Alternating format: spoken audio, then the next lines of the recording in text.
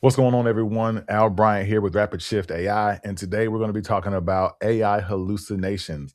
We're going to talk through kind of why these are not going away, why they'll always happen, and we're going to talk through some methods and some techniques to actually reduce the frequency and severity of them. So just know you don't have to just write off AI because it hallucinates. There are ways to control it, and we're going to talk about why it hallucinates and how to control the hallucinations.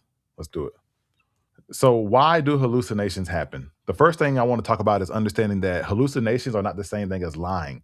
So, AI doesn't lie, right? Only humans can lie because the word lie implies there's some sort of intention behind a falsehood. When it comes to LLMs, there's no intention behind it creating a falsehood in response to a prompt.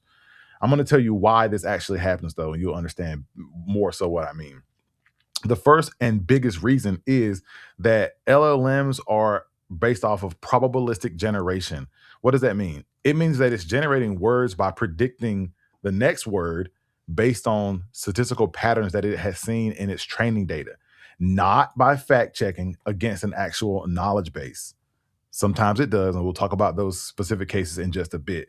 But the main point here is it doesn't actually know anything in the sense that we as humans know certain things. It's just looking at the training data and it is guessing quite literally the next word in a given sequence.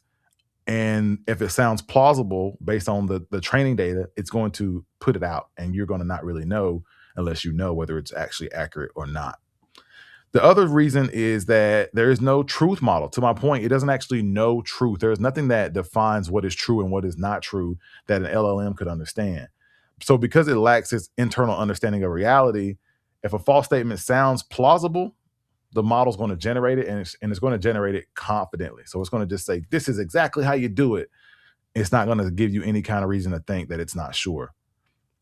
The third reason, and this is going to be more and more important as we move forward with LLMs, is gaps in training data. So once an LLM is trained, it's kind of packaged, it's kind of boxed, and that's what's going to be on your computer or on your phone. It doesn't learn, right? So if something happens a week after the model is released, the model won't have that in its training data, right? So this is why you can have certain gaps in training data from new data.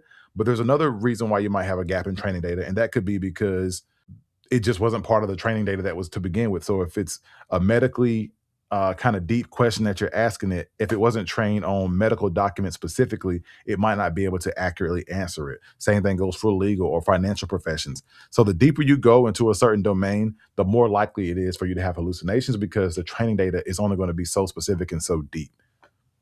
So the next thing we want to talk about is, since this is why the reason that hallucinations will always happen, then how can we actually reduce the hallucinations?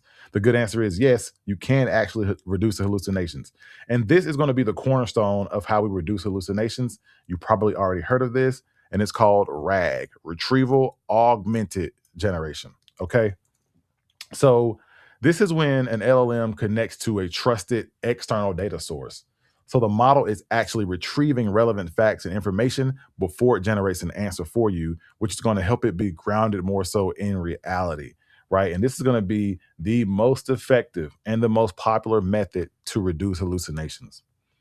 A second method to reduce hallucinations is through fine tuning. And this is when we train the model on a curated data set of high quality, high fidelity, domain specific examples. And this is going to improve its specialized knowledge. So, domain specific fine tuning is the second way. Another really important way is called reinforcement learning with human feedback.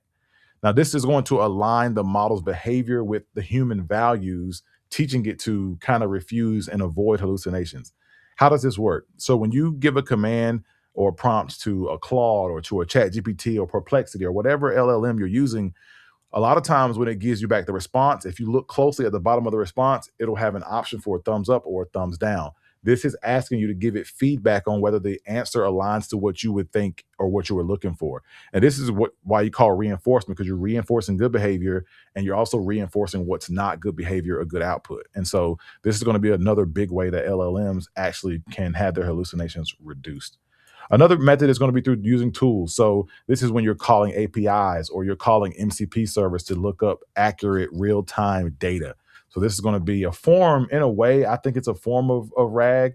But more specifically, it's calling different tools based on the context of the prompt that you give it. And another big one that's starting to be more popular is fact checking layers. So I think Google has a verifier LLM, is what they call it, where basically you can talk to a normal LLM and get the answer put into a verifier LLM, which is going to be like another level of scrutiny, albeit still using AI, but it can help reduce it. Another method you will see is there'll be like an agent council where somebody puts in a prompt and that prompt actually kind of gets fanned out to multiple different LLMs, and then they all come back together to a central LLM to give them a kind of conclusive answer based on the council of LLMs. And with these combination of techniques, we can see up to a 90% reduction in hallucinations. But here's again why they won't be fully eliminated, right? Because pattern prediction is limited. So because the models are just making statistical choices, they don't know the truth, like we talked about. They're going to generate the most probable continuation, which is not going to always be factually correct. It's just how it is, right? It's just statistics. And even with the statistics that it uses, even though one word may be the most probable statistically word, it doesn't mean it's always going to choose that most probable word. It still has some of that variation where it will choose the other word that's less probable, and oftentimes is the one that creates a falsehood that makes the statement incorrect. And then there are brittle edge cases. So there's always going to be, when you go really deep into a subject or really deep into a set of prompts back and forth, where the model runs out of the data that it's trained on efficiently enough that it can actually answer the question accurately. And we talked a little bit about this when we talked about gaps in training data. So the more you go to edge cases, the deeper you go into certain topics, then the more you're kind of getting outside of that central body of training data and you start getting into the outskirts, and you're more likely to get hallucinations. So they won't always be fully eliminated for this reason as well. And the third reason that we kind of talked about as well is real-time updates, because technology, information, science is moving at such a fast pace. It's not going to have the latest news, so the latest discoveries are not going to be there. And so you'll get hallucinations when you're asking about things that may be more related to real-time, up-to-the-date information. So in the end, the path forward is in creating validation layers, putting a human in the loop, giving some confidence expectations. This is when we communicate uncertainty levels to users, not just giving them raw answers, but telling them how sure we are of the answer. And then domain specific tuning. So when you're using this, especially in business, you want to take base models, foundational models, and you want to fine tune them, which is going to give them better precision in the niche that you are in or in the niche you want the model to be in. So that's it, guys. If you actually want to put this into action, this is what I would suggest.